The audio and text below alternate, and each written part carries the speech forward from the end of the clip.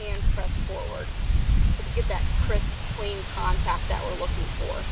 And then it's from that point, it's just that same putting stroke that you guys did in our first part of our lesson today. Does anybody have any questions about what we've gone through so far? I know it's a lot to learn, but I've given you several drills and ideas that you guys can practice and work on. And I look forward to seeing you guys next week. We are going to be getting into pitching and the bunker play. So we'll meet right back here, and I'll see you guys then. Thanks for coming out. Thanks, Brittany. Thank you. All right, so you guys got a chance to learn a lot about pitching and the bunker shot.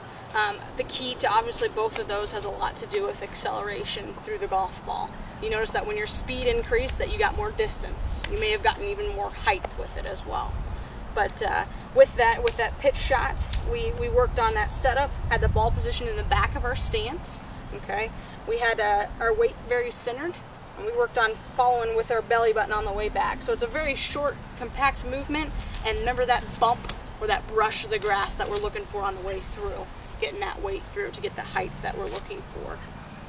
With a bunker shot, we did a couple different things. We worked on your guys' club path a little bit, setting down the alignment rods, and then as well as the sandcastle, blasting that sandcastle, feeling comfortable hitting the sand to use the club to its advantage, right? We're using that bounce or that angle of the club that we need to get the height we're looking for. We also did the tee drill in the bunker where you splash that tee out of there. Once again, acceleration, acceleration, acceleration. That's going to help you guys out on the course. Maybe lower a couple of those tough holes that you were in there 3 or 4 times. So, do you guys have any other questions about today? Anything that come to mind? All right. Next week we are actually going to get on the range. We're going to get into the full swing a little bit. So I'll work with you guys as a group as well as individually on what things that we can work on in your full iron swing. So thanks for coming out again. Have a great evening. I'll see you guys next week. All right, so you guys all got a chance to learn a little bit about your individual swing as well as try a couple drills out together. A couple things that we're focusing on today. Centerness of contact, you found out real quick. That makes a big difference if you're hitting on the center of the club versus the toe or the heel. Okay, and what that does to your ball flight. Also, your club path itself creates everything. All right. Well, thank you so much for today. We'll get a chance to next week actually get into your woods, which some people prefer over maybe their driver over their irons or 3-wood over your irons. But we'll get a chance to practice those next week, and we'll work on maybe power. You're going to see some of very similar things with club path with your woods as well. So I'll see you guys all next week. Thanks for coming out. Thanks.